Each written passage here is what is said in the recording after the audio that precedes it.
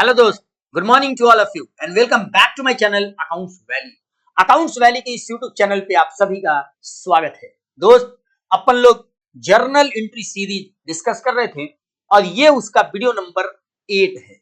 आज की इस वीडियो में कुछ गुड्स से रिलेटेड स्पेशल ट्रांजैक्शन का डिस्कशन आपके साथ करेंगे। तो चलिए आज का वीडियो स्टार्ट करते हैं। ओके, देखिए दोस्त, आपकी स्क्रीन पे एक चार्ट दिख रहा होगा और बेसिकली अपने लोग को डिस्कस क्या करना है, special transaction related to goods.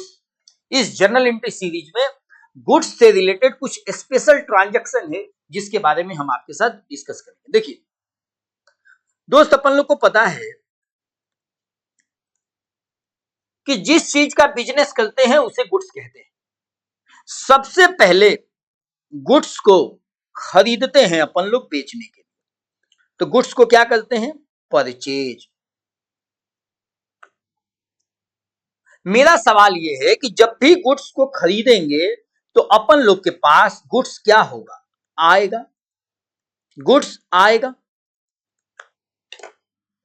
अब एक सिचुएशन डिस्कस करना चाहते हैं कि गुड्स जब आएगा मतलब गुड्स को खरीदेंगे तो गुड्स आएगा, गुड्स जाएगा कब, भाई साहब जब बेचेंगे तो जाएगा। इसमें कौन सा टेंशन लेने वाली बात है। अगर गुड्स खरीदेंगे तो गुड्स आएगा और गुड्स बेचेंगे तो गुड्स जाएगा, यही तो मुद्दा है। लेकिन डिस्कस मेरे को यह करना है कि सेल के अलावा गुड्स कब कब बाहर जाएगा, ये मेन इंपॉर्टेंट है। क्लियर है? तो यहां देखिए, गुड्स आ तो गया परचेज के समय, गुड्स जाएगा। गुड्स जाएगा तो सबसे पहले सिचुएशन में ये हो सकता है कि जब गुड्स बेचेंगे तो गुड्स जाएगा, कोई दिक्कत नहीं है। लेकिन सेल के अलावा कैसे कैसे गुड्स बाहर जा सकता है, एक और सिचुएशन बताते हैं। क्या अपन लोग गुड्स खराब निकल गया, गुड्स को रिटर्न कर दिए तो गुड्स बाहर नहीं जाएगा क्या? इस केस में भी गुड्स बाहर जाएगा। इसको बोलते हैं परचेज रिटर्न के वक्त भी गुड्स बाहर जाएगा।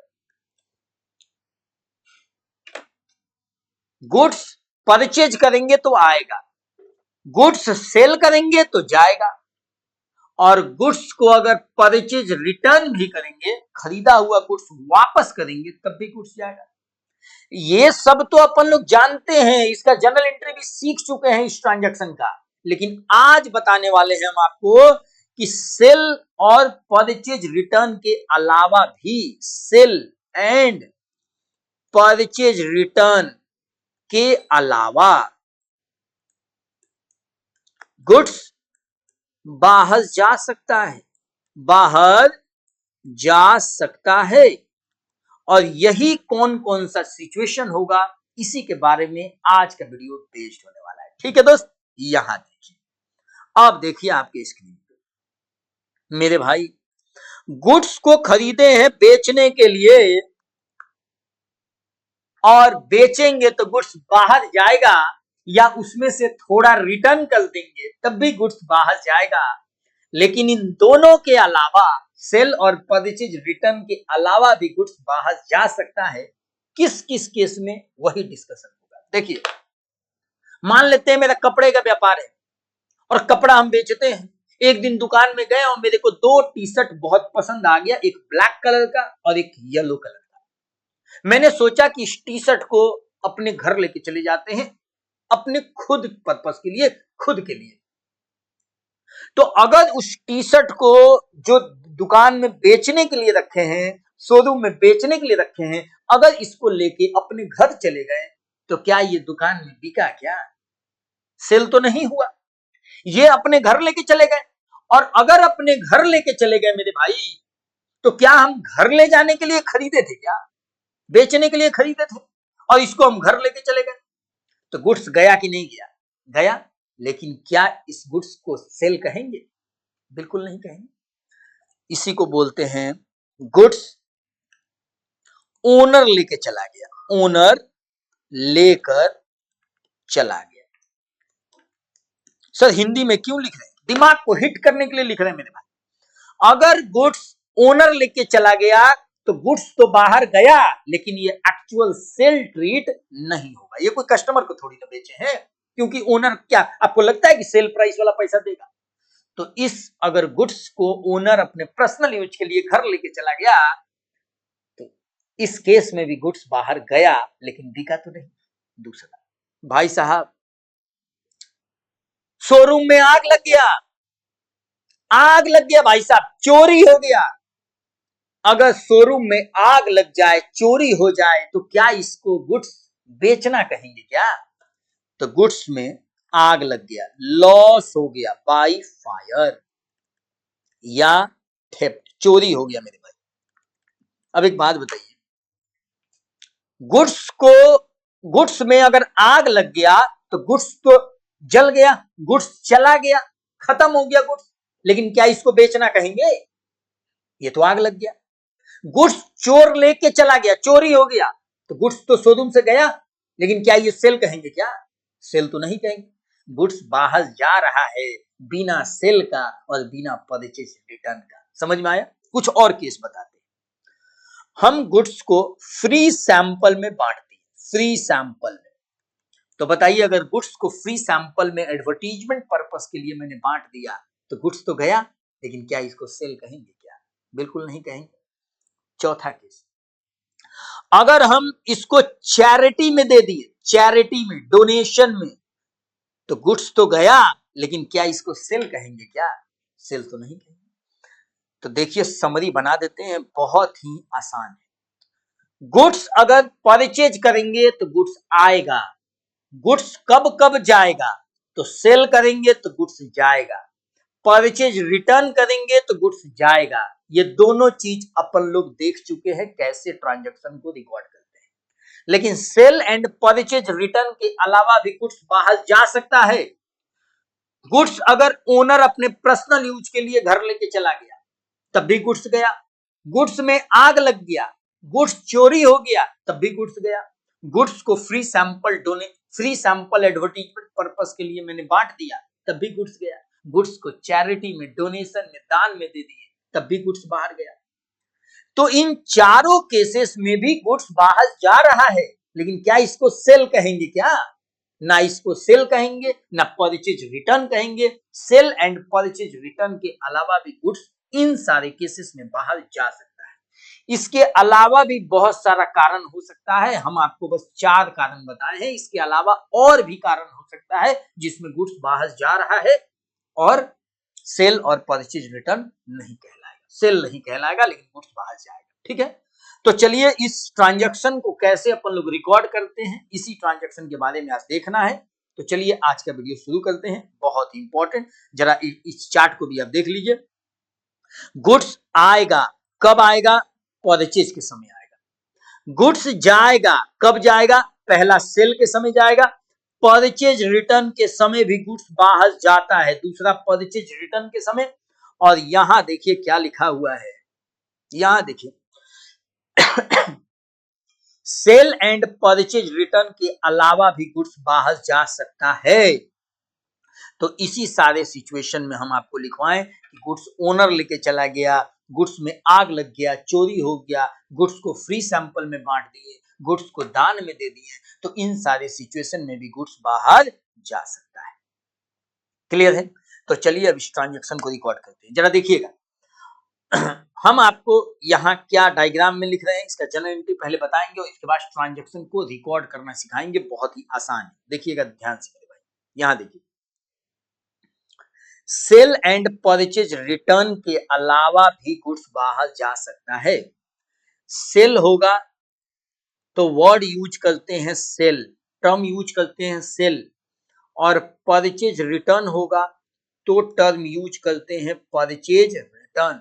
लेकिन ये दोनों के अलावा अगर गुड्स बाहर जाएगा, सेल एंड परचेज रिटर्न के अलावा अगर गुड्स बाहर जाएगा, तो उसका ट्रांजैक्शन कैसे होगा?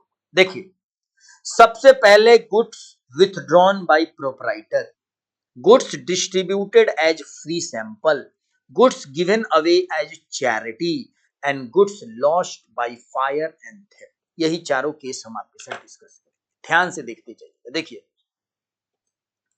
यहां सुनिए, अगर गुड्स ओनर लेके चला गया, जब भी गुड्स खरीदते हैं परचेज को क्या करते हैं मेरे भाई, डेबिट।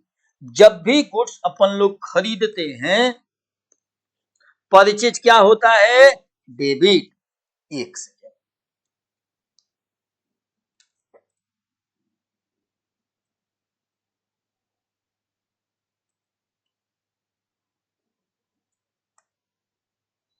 जब भी गुड्स को खरीदते हैं तो परचेज डेबिट होता है, परचेज अकाउंट डेबिट टू, या तो कैश जाएगा और या तो बैंक जाएगा और या तो उधार खरीदेंगे तो क्रेडिटर जाएगा, कोई दिक्कत नहीं है। ये पहला।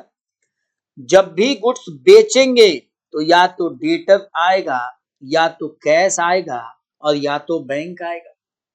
टू सेल एकदम रिलेट करके आप देखिए, कोई दिक्कत वाली बात नहीं है, बहुत ही आसान है।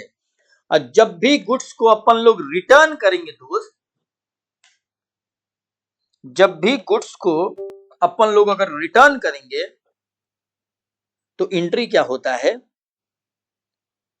रिटर्न करेंगे तो सेल्स रिटर्न होगा, सॉरी, जब भी खरीदा हुआ गुड्स अगर रिटर्न होगा, ये खरीदा हुआ गुड्स अगर रिटर्न होगा तो अपन लोग परचेज को डेबिट जो किए हैं परचेज रिटर्न को क्रेडिट करते हैं। और यहां इसके बदले या तो पैसा आ जाएगा या तो कोई क्रेडिटर को डेबिट कर देंगे, अगर क्रेडिटर से गुड्स उधार खरीदे। समझ में आया? ये तीनों एंट्री देख लीजिए, जब भी गुड्स परचेज करेंगे परचेज डेबिट होगा, जब भी गुड्स बेचेंगे सेल क्रेडिट होगा, और जब भी खरीदा हुआ गुड्स को रिटर्न करेंगे तब भी परचेज रिटर्न क्या होगा, क्रेडिट होगा। परचेज को रिवर्स कर देंगे, क्या करेंगे मेरे भाई, परचेज को रिवर्स कर देंगे। समझ में आया? अब जरा देखिए आपके सामने, अब सुनिए, अब एंट्री देखिए क्या होगा। देखिए अब एंट्री, जब भी गुड्स खरीदेंगे परचेज डेबिट होता है और जब बेचेंगे तब सेल क्रेडिट होता है। और ये बिका नहीं, ओनर घर लेके चला गया, तो गुड्स खरीदे हैं बेचने के लिए कि ओनर को देने के लिए, बेचने के लिए। तो अगर खरीदा हुआ गुड्स परचेज में डेबिट है और ये गुड्स बिना बिके जा रहा है तो परचेज को रिवर्स कर देंगे, क्या करेंगे, रिवर्स। तो जो खरीदते समय परचेज डेबिट हुआ है दोस्त, ये परचेज क्या हो जाएगा, क्रेडिट। देखिए ध्यान से, यहां परचेज क्या हो जाएगा, क्रेडिट। कोई दिक्कत नहीं है। यहां कह रहा है गुड्स को फ्री सैंपल में बांट दिए, तो क्या गुड्स को खरीदे हैं तो परचेज को डेबिट किए हैं, तो गुड्स फ्री सैंपल में बांटने के लिए खरीदे हैं क्या, तो यहां भी परचेज को रिवर्स कर देंगे, एक्सपेंस, व्यापार के परचेज वाला एक्सपेंस को कम कर देंगे, परचेज को रिवर्स कर देंगे। अगर गुड्स चैरिटी में दे दिए हैं तब भी गुड्स, खरीदा हुआ गुड्स को रिवर्स कर देंगे, बुक्स में क्या करेंगे, रिवर्स कर देंगे। और लास्ट में देखिए क्या कह रहा है, कह रहा है कि अगर गुड्स फायर में जल गया, चोरी हो गया, पता है दोस्त इस केस में भी गुड्स तो बिका नहीं, तो परचेज किया हुआ गुड्स अगर बिकेगा नहीं तो परचेज को रिवर्स कर देंगे, क्या करेंगे, परचेज, यहां भी परचेज क्या हो जाएगा मेरे भाई, रिवर्स हो जाएगा। अगर गुड्स में आग लग गया, चोरी हो गया, तो इस केस में भी परचेज रिवर्स हो जाएगा। क्लियर है?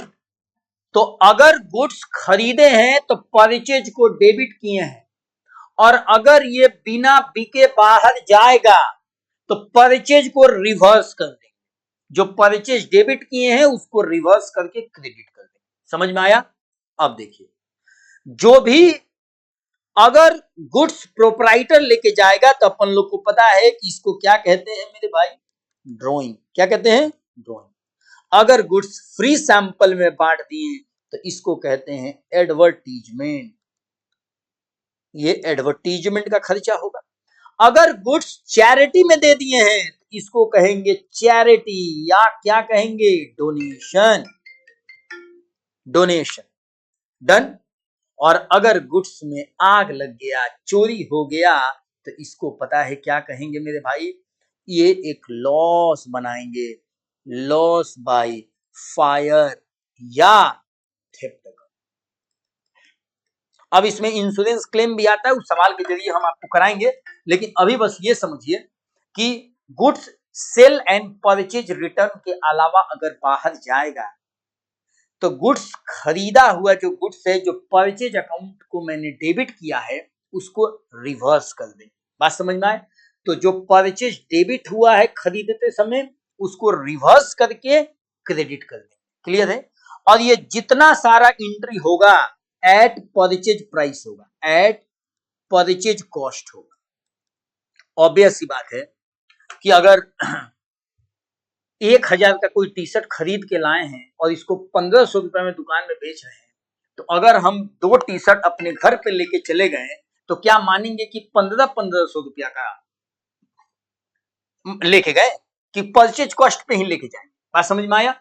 तो अगर ओनर घर पे लेके जाएगा तब भी ये परचेज कॉस्ट पे एंट्री होगा। अगर इस गुड्स को फ्री सैंपल में चैरिटी में बांट देंगे तब भी परचेज कॉस्ट पे एंट्री होगा। और अगर इस गुड्स में आग लग जाएगा या चोरी हो जाएगा तब भी परचेज को जो रिवर्स करेंगे परचेज कॉस्ट पे करेंगे।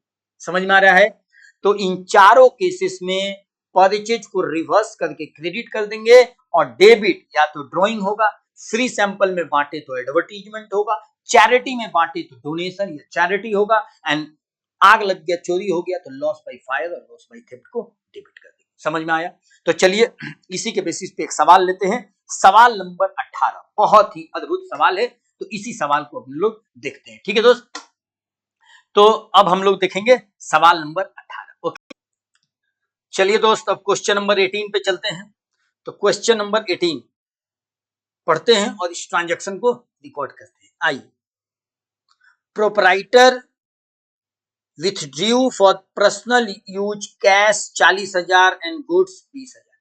प्रोपराइटर 40,000 का कैश लेके चला गया और साथ में गुड्स वर्थ रुपीज, गुड्स कितने का लेके गया?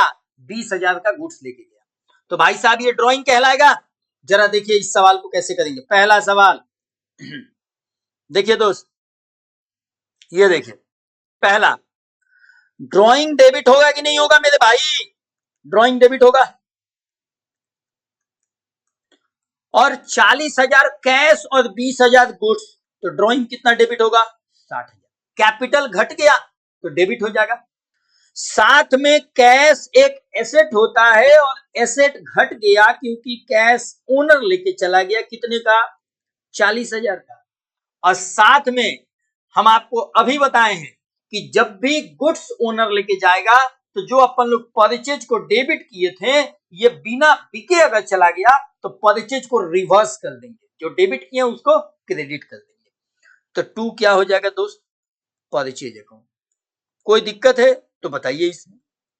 परचेज अकाउंट नरेशन लिख दीजिएगा, being cash and goods withdrawn bye proprietor. Clear है? दूसरा सवाल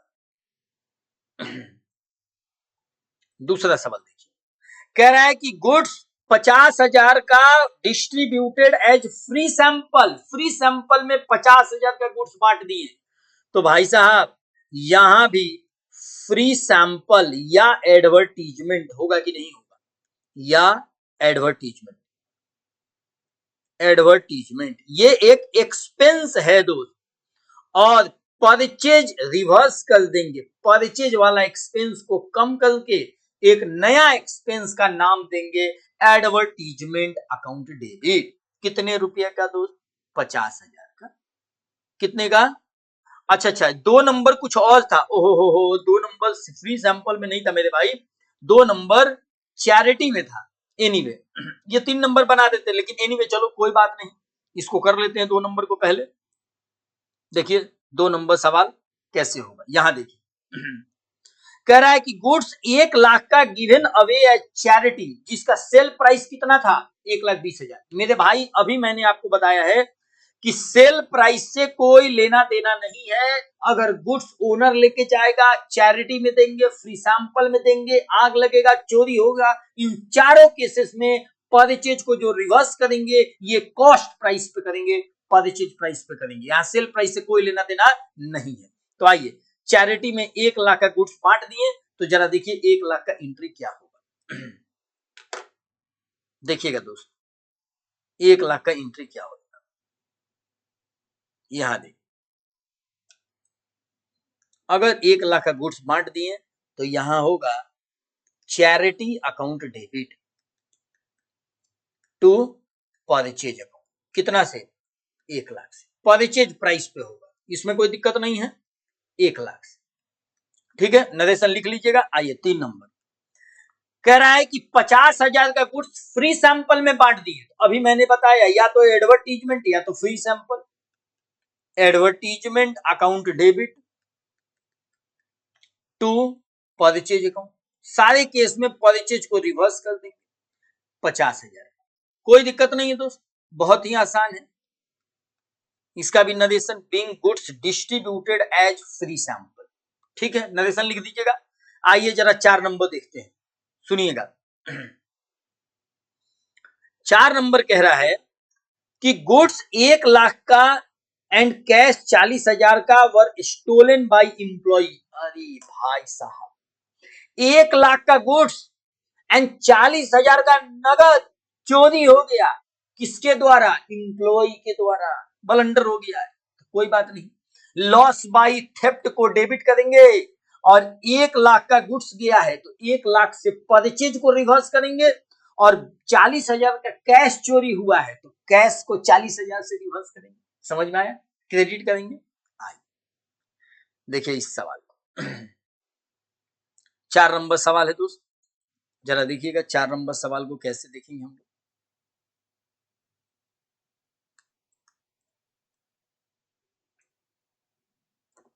loss by theft account debit 1,40,000 और परचेज को रिवर्स करेंगे परचेज प्राइस पे 1 लाख से। गुड्स कितने का चोरी हो गया, 1 लाख से, और साथ में देखो ना यहाँ कैश भी चोरी हो गया, कैश एक एसेट होता है, एसेट घट गया तो क्या करेंगे 40,000। समझ में आया, देखो लॉस बाय थेफ्ट एक लॉस है, बढ़ा तो डेबिट, परचेज को रिवर्स करना है क्योंकि परचेज जब किए थे तो परचेज व्यापार का एक्सपेंस कहलाया था, जब ये चोरी हो गया तो परचेज वाला एक्सपेंस को कम कर देंगे और इसीलिए लॉस बाय थेफ्ट को डेबिट करेंगे। समझ में आया, ये परचेज को क्रेडिट किए, मतलब जो बिजनेस में परचेज किए थे तो परचेज एक एक्सपेंस बोल के डेबिट किए थे, बढ़ाए थे, और जब ये चोरी हो गया तो लॉस बाय थेफ्ट लॉस हो गया, और जो व्यापार वाला परचेज था ये एक्सपेंस कम होके एक नया लॉस बना देंगे। परचेज वाला एक्सपेंस को कम करके रिवर्स करके एक नया लॉस बाय थेफ्ट बना दिए, लॉस बाय थेफ्ट को डेबिट कर दिए। क्लियर है। आइए being goods and cash theft by employee, यहां नरेशन लिख दीजिएगा, कोई दिक्कत वाली बात नहीं है। आइए अब जरा देखिए 5 नंबर, जरा सुनिएगा 5 नंबर देखिएगा दोस्तों, कह रहा है कि 2 लाख का goods were destroyed by fire. 2 lakh का गुड्स में आग लग गया, 2 लाख के गुड्स में आग लग गया, and insurance company admitted a claim and paid a claim of ₹60 पैसा, admitted and paid a claim for 60% of amount, amount का 60% क्लेम इंश्योरेंस कंपनी देगा। पहले इस चीज को समझते हैं। देखिए दोस्तों, बिजनेस में जब भी गुड्स को खरीदेंगे तो परचेज को डेबिट करेंगे, बिजनेस में परचेज एक्सपेंस कहलाता है और एक्सपेंस बढ़ता है तो डेबिट होता है, परचेज डेबिट होगी। लेकिन अगर इस गुड्स में आग लग गया तो जो बिजनेस में परचेज को एक्सपेंस बोल के डेबिट किए थे, अब इस एक्सपेंस को कम करके क्रेडिट कर देंगे और एक नया लॉस बनाएंगे। बिजनेस में जो परचेज किए थे, परचेज को तो रिवर्स करना पड़ेगा क्योंकि बिजनेस का जो परचेज किया सेल तो हुआ नहीं। तो अगर बिजनेस में गुड्स को खरीदे तो परचेज को डेबिट किए, अगर इस गुड्स में आग लग गया तो इस परचेज को रिवर्स कर देंगे, परचेज वाला एक्सपेंस को कम करके रिवर्स कर देंगे और एक नया लॉस बना देंगे, लॉस बाय फायर। डन है। तो परचेज को रिवर्स करके, क्रेडिट करके, लॉस बाय फायर, लॉस को डेबिट कर देंगे। डन। आइए यहां देखिए, loss by fire account debit, fire account debit. 2 lakh के गुड्स में आग लग गया दोस्त, टू परचेज, परचेज को रिवर्स कर दिया, लॉस को डेबिट करके परचेज वाले को क्रेडिट कर दिया, परचेज को क्रेडिट करके एक लॉस, नया लॉस बाय फायर को डेबिट कर दिया। कितना हुआ? 2 lakh. Being goods lost by fire. Clear है? कहीं कोई दिक्कत नहीं। अब एक बात हम आपको बता देते हैं कि जब भी बिजनेस में जनरली क्या होता है कि बिजनेसमैन एक इंश्योरेंस करा के रखता है। इंश्योरेंस भी 2 टाइप के होते हैं, एक अपने जीवन के लिए इंश्योरेंस करा है कि हमको कुछ हो जाएगा तो मेरे घर वाले को पैसे मिलेंगे, इसको बोलते हैं लाइफ इंश्योरेंस। और एक बिजनेस में आग लगने का, चोरी होने का, ये सब का जो इंश्योरेंस होता है, जो हम लोग कार का, गाड़ी का इंश्योरेंस कराते हैं, इस टाइप के इंश्योरेंस को बोलते हैं जनरल इंश्योरेंस। तो बिजनेस में कह रहा है इस ट्रांजैक्शन में कि इंश्योरेंस क्लेम एडमिट हुआ है, मतलब पक्का इंश्योरेंस कंपनी से इंश्योरेंस हो रखा होगा, आग लगने का इंश्योरेंस हो रखा होगा। तो अगर 2 लाख का आग लगा तो देखो भाई साहब, अब हम रो रहे हैं कितने से? 2 लाख से। देखो ना मेरा आंसू, देखो ना भाई साहब, मेरा आंसू, ये देखो 2 लाख से हम रो रहे हैं। तब तक इंश्योरेंस कंपनी आ गया, अब बोला कि आप क्यों रो रहे हैं? तो इंश्योरेंस कंपनी मेरे आंसू को पोंछ दिया भाई साहब। अब बोला कि आप रोइए मत, हम लोग आपके साथ हैं। तो इंश्योरेंस कंपनी से बोले कि 2 लाख का भाई साहब मेरा नुकसान हो गया आग लगने से, जरा इस नुकसान का भरपाई आप करा दीजिए, इस नुकसान का भरपाई आप करा दीजिए। तो उस केस में इंश्योरेंस कंपनी मेरे फैक्ट्री में, मेरे शोरूम में जाके विजिट किया और उसको पता चला कि ये बंदा जो 2 लाख से रो रहा है, ये 60% कितना होता है? 1,20,000। देखिए इंश्योरेंस कंपनी कितना क्लेम एडमिट किया? ओनली 60%। कोई जरूरी नहीं है कि पूरा का पूरा क्लेम एडमिट हो जाए। होता क्या है कि जिसका आग लगता है वो तो रोएगा ज्यादा भाई साहब। तो इंश्योरेंस कंपनी को लगा कि ये ज्यादा रो रहा है, ये 2 लाख से रो रहा है, लेकिन इसको 60% हम क्लेम देंगे, मतलब इसका एक्चुअल लॉस इंश्योरेंस कंपनी के हिसाब से कितना है? 1,20,000। इंश्योरेंस कंपनी इस पैसे को देने के लिए तैयार है। जरा देखिएगा, सबसे पहले अगर इंश्योरेंस कंपनी इस पैसे को देने के लिए तैयार है तो एक और एंट्री पास होगा, 6 नंबर। ये 5 का ए नंबर पास होगा और 6 नहीं पास करके 5 का बी होगा। ये 5 नंबर का बी नंबर। देखिए, इस लॉस बाय फायर को खत्म करेंगे और इंश्योरेंस कंपनी एक एसेट है, इंश्योरेंस कंपनी से पैसा 60% लेना है तो एक नया इंश्योरेंस कंपनी के नाम से एसेट बनाएंगे, और एसेट इंश्योरेंस कंपनी से 1,20 लेना है तो एसेट बढ़ गया तो इंश्योरेंस कंपनी डेबिट हो जाएगा, इंश्योरेंस कंपनी अकाउंट डेबिट। इससे पैसा लेना है कितना मेरे भाई? 1,20,000। ठीक है, लेकिन एक्चुअल में लॉस हुआ कितना? एक्चुअल में लॉस हुआ 2 लाख रुपया, लॉस तो हुआ है 2 लाख रुपया। तो loss by fire account credit कितना होगा? 2 लाख। लॉस हुआ था 2 लाख से, 2 लाख से क्रेडिट कर दिए। तो ये जो 80,000 का अभी भी लॉस है, इस लॉस को अपन लोग प्रॉफिट एंड लॉस अकाउंट में डाल देंगे। देखो दोस्त, जो साल के अंत में बिजनेस का जो प्रॉफिट एंड लॉस अकाउंट बनता है ना, उस प्रॉफिट एंड लॉस अकाउंट में 80,000 चला जाएगा कि ये एक्चुअल लॉस है। लॉस तो हुआ 2 लाख का, लेकिन 2 लाख में इंश्योरेंस कंपनी 1,20 देने के लिए तैयार है, तो actual profit and loss account में कितना जाएगा? 80,000। इसमें किसी को कोई आपत्ति नहीं है। लॉस हो गया, बैलेंस लॉस को पीएल अकाउंट में भेज दिए। अब सवाल में कह रहा है कि इंश्योरेंस कंपनी इसका पेमेंट भी कर दिया, पेड 60%। तो एक 5 नंबर में सी नंबर एंट्री करेंगे, ये बैंक में पैसा आ जाएगा। जनरली बैंक वाला है, बैंक में ही पैसा इंश्योरेंस कंपनी देता है, कैश में नहीं देता है। तो टू इंश्योरेंस कंपनी, जो हम इस एसेट को बनाए थे, इंश्योरेंस कंपनी के नाम से जो एसेट बनाए थे, इसका पेमेंट मेरे को आ गया। Being amount received of insurance claim, being amount received from insurance company. कोई समस्या? कोई समस्या नहीं है। तो चलिए इस सारे सवाल को हम लोग कर लिए, ठीक है। तो देखिए हम इसका समरी बना देते हैं आपको। इस सवाल को देख लीजिए, इस सवाल का सॉल्यूशन यहाँ है। देखिए होता क्या है, गुड्स को खरीदेंगे तो गुड्स आएगा, परचेज को डेबिट करेंगे। गुड्स को बेचेंगे तो गुड्स जाएगा, सेल को क्रेडिट करेंगे। गुड्स को परचेज रिटर्न करेंगे तो परचेज रिटर्न को क्रेडिट करेंगे। लेकिन अगर सेल और परचेज रिटर्न के अलावा भी गुड्स अगर बाहर जाता है, ड्राइंग हो गया, फ्री सैंपल में बांट दिए, डोनेशन में दे दिए, चैरिटी में, आग लग गया, चोरी हो गया, इन सारे सिचुएशन में जो परचेज करते समय परचेज को डेबिट किए थे, ये परचेज को रिवर्स करके क्रेडिट कर देंगे। एंड ड्राइंग के केस में ड्राइंग को डेबिट करेंगे, चैरिटी के केस में चैरिटी को डेबिट करेंगे, फ्री सैंपल के केस में एडवर्टीजमेंट एक्सपेंस को डेबिट करेंगे, एंड लॉस बाय फायर और थेफ्ट के केस में लॉस बाय फायर और थेफ्ट को लॉस को डेबिट करेंगे। लॉस बाय फायर और थेफ्ट में कभी कभी इंश्योरेंस कंपनी क्लेम देता है, तो उस क्लेम का क्या एंट्री होता है, क्या ट्रांजैक्शन को रिकॉर्ड कैसे किया जाता है, इस ट्रांजैक्शन को हम लोग क्वेश्चन नंबर 18 के 5 नंबर पॉइंट के जरिए हम लोग देख लेंगे, ठीक है। तो चलिए अब आपको आगे लेके चलते हैं। एक और छोटा सा सवाल है, ये ओपनिंग एंट्री पे बेस्ड है मेरे भाई। लास्ट क्लास में हम आपको कंपाउंड एंट्री बता दिए थे, लेकिन ओपनिंग एंट्री नहीं बता पाए थे।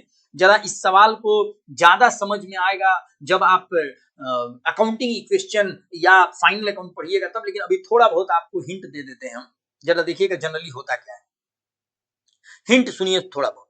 देखिए होता क्या है मेरे भाई, अगर ये 1 अप्रैल 2000 मान लेते हैं 25 है, तो ये क्या होगा 31 मार्च 2026, और ये साल क्या कहलाएगा, इधर का सारा फ्यूचर कहलाएगा। ये क्या कहलाएगा, फ्यूचर। मेरा मुद्दा ये है कि अगर आप यहां इसको बोलते हैं करेंट ईयर,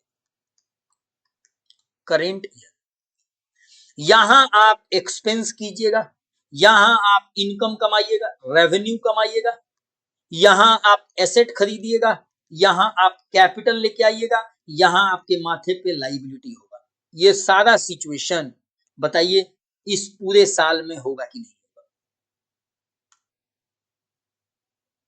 इस सारा सिचुएशन इस पूरे साल में होगा मेरे भाई, कि पूरे साल में अपने लोग एसेट भी खरीदेंगे, कैपिटल भी आएगा, लाइबिलिटी भी आएगा, और एक्सपेंस और रेवेन्यू भी होगा, ठीक है।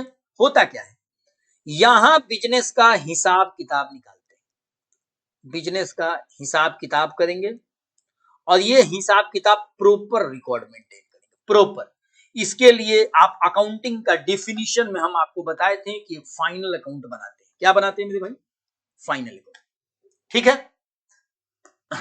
मेरे अगर कोई इस चैनल पे नया होगा तो बेसिकली आप अकाउंटिंग डिफिनीशन जो हम चैनल पे अपलोड किए उसको जरूर देखेगा, उसमें बहुत डिटेल में बताए हैं। और आने वाले समय में जो अकाउंटिंग इक्वेशन का वीडियो डालेंगे उसके बारे में भी बहुत ये वहां भी डिस्कस करेंगे, ठीक है। देखिए यहां जो फाइनल अकाउंट बनता है ना दोस्त, इसमें 2 स्टेटमेंट बनता है, इनकम स्टेटमेंट और पोजीशन स्टेटमेंट। इनकम स्टेटमेंट में बनाते हैं एक्सपेंस और रेवेन्यू या इनकम को कंपेयर करके, रेवेन्यू या इनकम को कंपेयर करके ये फाइंड आउट करते हैं कि व्यापार में प्रॉफिट आ रहा है कि लॉस आ रहा है। इनकम स्टेटमेंट में एक्सपेंस और रेवेन्यू को कंपेयर करके ये फाइंड आउट करते हैं कि व्यापार में प्रॉफिट है कि लॉस है। बात क्लियर है।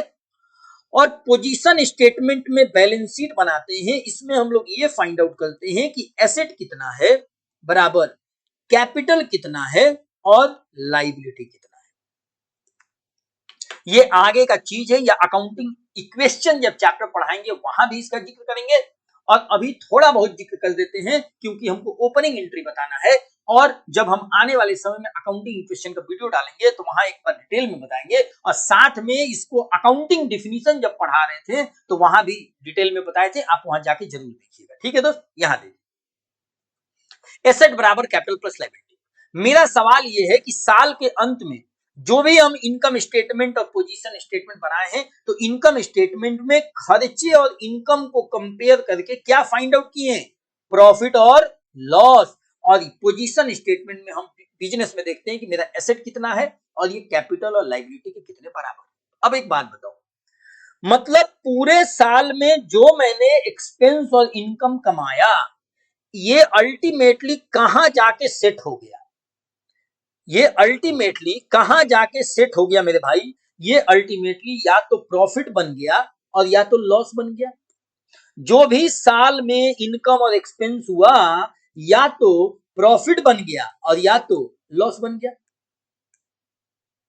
जो भी हम साल में प्रॉफिट और इनकम कमाए, या तो प्रॉफिट बन गया या तो लॉस बन गया साल के अंत में। इनकम और जो ये अल्टीमेटली पूरे साल में इनकम और एक्सपेंस को कंपेयर करके, रेवेन्यू और एक्सपेंस को कंपेयर करके या तो प्रॉफिट बना या तो लॉस बना, और ये साल के अंत में जो भी प्रॉफिट लॉस बना, ये अल्टीमेटली जाके प्रॉफिट आएगा तो कैपिटल में प्लस हो जाएगा, और अगर लॉस आता है तो कैपिटल को माइनस कर देगा।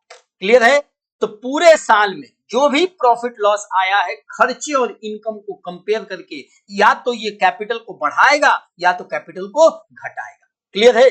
तो मेरे भाई एक बात बताओ, जब साल खत्म होगा और जब नया साल शुरू होगा 1 अप्रैल 2026, तो जरा एक बात बताइए, ये नया साल में पिछले साल से जो बच के आ रहा है, ये इस साल ओपनिंग बनेगा कि नहीं बनेगा? इस साल क्या बनेगा मेरे भाई? ओपनिंग बनेगा। अब एक बात बताएं, पिछले साल में जो भी प्रॉफिट और लॉस आपने हुआ, पिछले साल में जो भी इनकम और एक्सपेंस हुआ, ये अल्टीमेटली क्या बन गया? या तो प्रॉफिट या तो लॉस।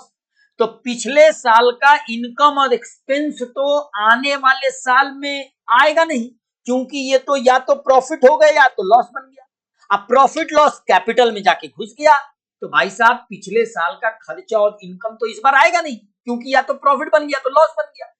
अल्टीमेटली पिछले साल में जो पोजीशन स्टेटमेंट में एसेट है, कैपिटल है, लाइबिलिटी है, ये as it is carry forward होगा, एज इट इज आएगा। तो ओपनिंग एंट्री में पता है क्या क्या आएगा? एसेट भी आएगा, कैपिटल भी आएगा और लाइबिलिटी भी आएगा। समझ में आ रहा है? पिछले साल जो भी एक्सपेंस और रेवेन्यू हुआ है, ये तो या तो प्रॉफिट में कन्वर्ट हो गया या तो लॉस में, और ये जाके कैपिटल में सेट हो गया। तो नेक्स्ट ईयर केवल एसेट जाएगा, कैपिटल जाएगा और लाइबिलिटी जाएगा। उसी का ओपनिंग एंट्री अपन लोग पास करना है। समझ में आया? तो जरा कॉन्सेप्ट देखिए, बहुत आसान है। देखिए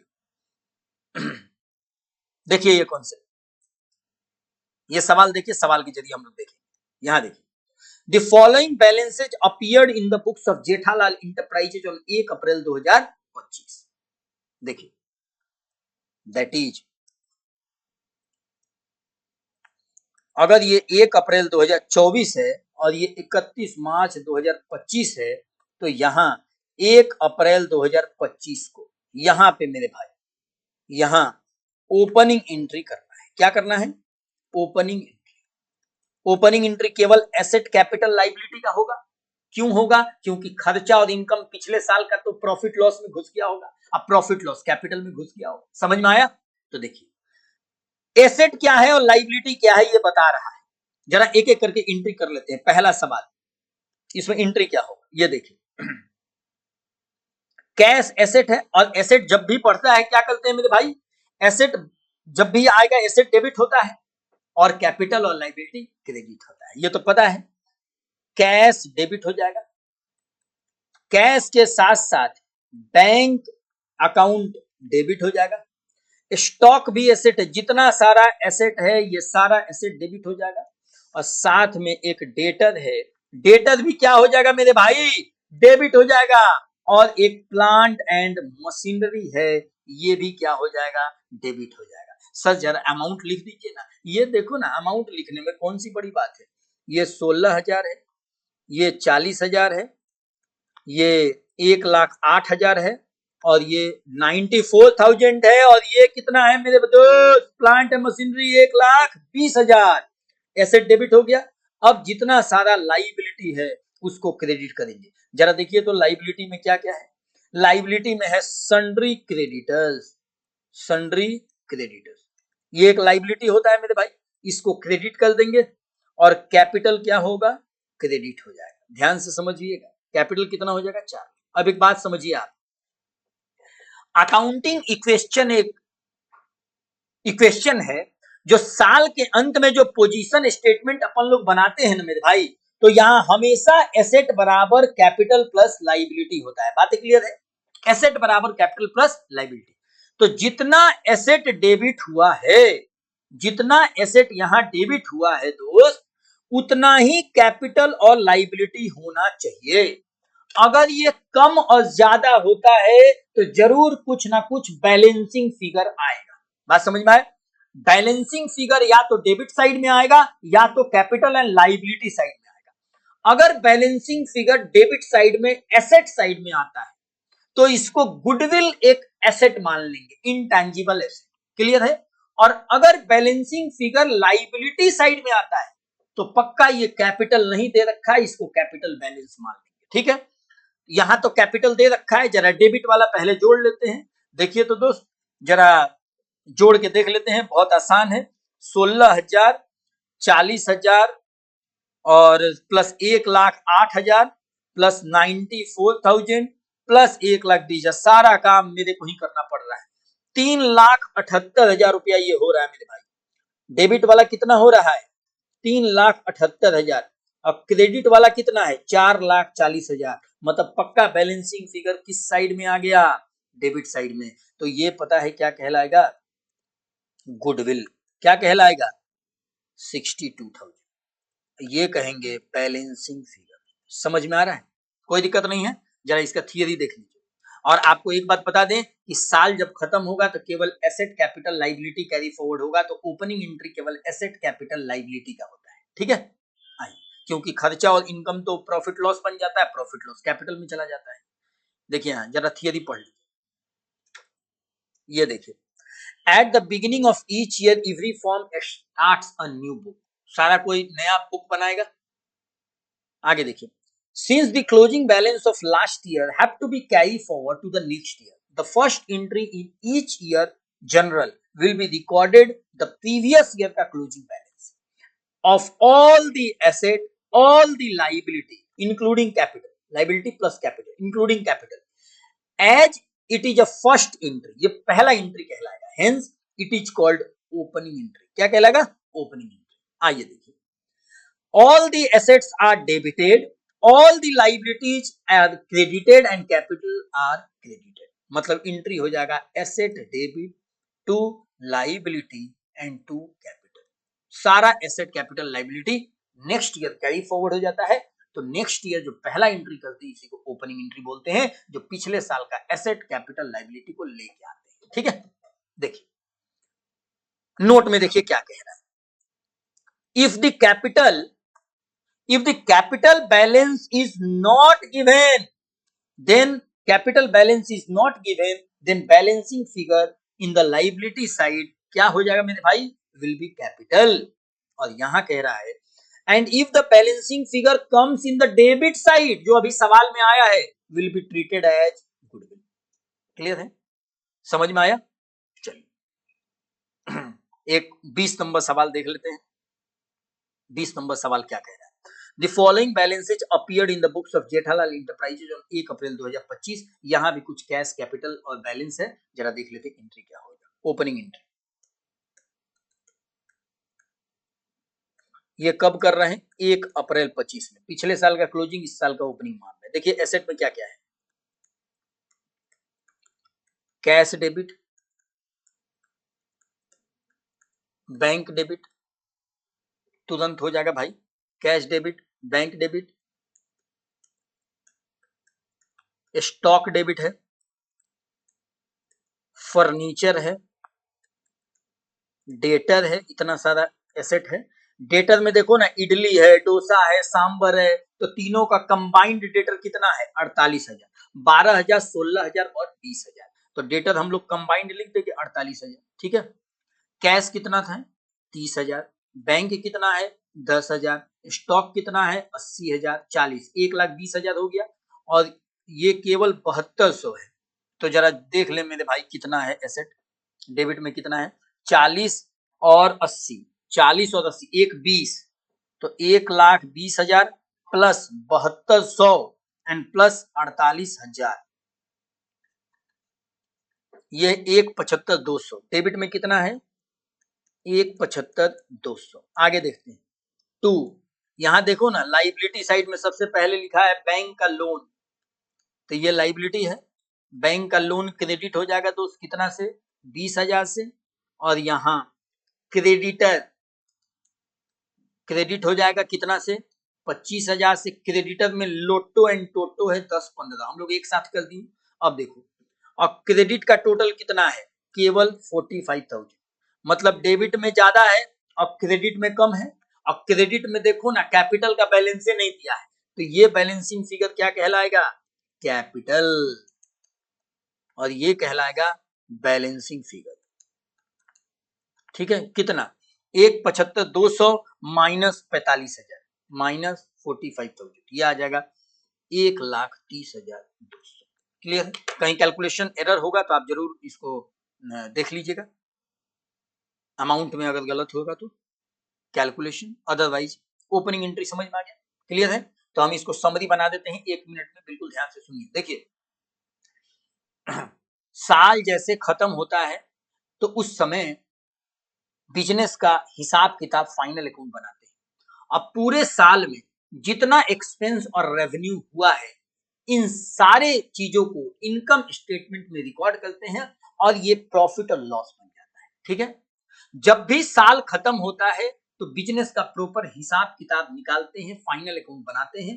अब पूरे साल का जितना एक्सपेंस और रेवेन्यू होता है ये प्रॉफिट बन जाता है या तो लॉस बन जाता है, और ये प्रॉफिट लॉस अल्टीमेटली कैपिटल को या तो बढ़ाता है या तो घटाता है। मतलब साल जैसे खत्म हुआ तो इनकम और एक्सपेंस या तो प्रॉफिट या तो लॉस बन गया और ये कैपिटल में चला गया, तो बचा क्या एसेट, कैपिटल और लाइबिलिटी। जैसे साल खत्म होके नए साल में हम लोग आते हैं तो पिछले साल का जो भी एसेट है, जो भी कैपिटल है, जो भी लाइबिलिटी है उसको कैरी फॉरवर्ड करके इस साल लेके आते हैं, और जो पहला एंट्री पास करते हैं उसी को बोलते हैं ओपनिंग एंट्री। ओपनिंग एंट्री में केवल एसेट, कैपिटल और लाइबिलिटी आएगा, क्योंकि पिछले साल का एक्सपेंस और रेवेन्यू तो प्रॉफिट और लॉस बन गया था, और प्रॉफिट लॉस तो कैपिटल में जाके घुस गया था मेरे भाई। तो इस साल पहला एंट्री केवल एसेट, कैपिटल और लाइबिलिटी आएगा, तो सबसे पहला ओपनिंग एंट्री में एसेट, कैपिटल और लाइबिलिटी को रिकॉर्ड करेंगे एज अ ओपनिंग एंट्री। ठीक है, अगर एसेट को डेबिट करेंगे, कैपिटल और लाइबिलिटी को क्रेडिट करेंगे। अगर एसेट साइड डेबिट साइड में कम आता है तो बैलेंसिंग फिगर गुडविल कहलाएगा, अगर कैपिटल और लाइबिलिटी साइड में कम आता है तो बैलेंसिंग फिगर कैपिटल कहलाएगा। समझ में आया? कोई दिक्कत नहीं है। तो चलिए आज के लिए इतना ही। जर्नल एंट्री का जितना सारा ट्रांजैक्शन होता है उन सारे ट्रांजैक्शन पे हम आपको पीएचडी कराएंगे। ये कंप्लीट पैकेज है, बात समझ में आ रहा है? इसके बाद एक वीडियो और आपके साथ बनाएंगे, और जो होगा कुछ स्पेशल टाइप ऑफ ट्रांजैक्शन, कुछ और भी ट्रांजैक्शन को रिकॉर्ड करना सिखाएंगे। तो चलिए मिलेंगे आपसे नेक्स्ट वीडियो में, तब तक के लिए tata bye bye and take care दोस्त। सारा वीडियो जरूर देखिएगा, क्लियर है? पूरा कंप्लीट जर्नल एंट्री आपका क्लियर हो जाएगा। ओके दोस्त, तो मिलते हैं आपसे नेक्स्ट वीडियो में।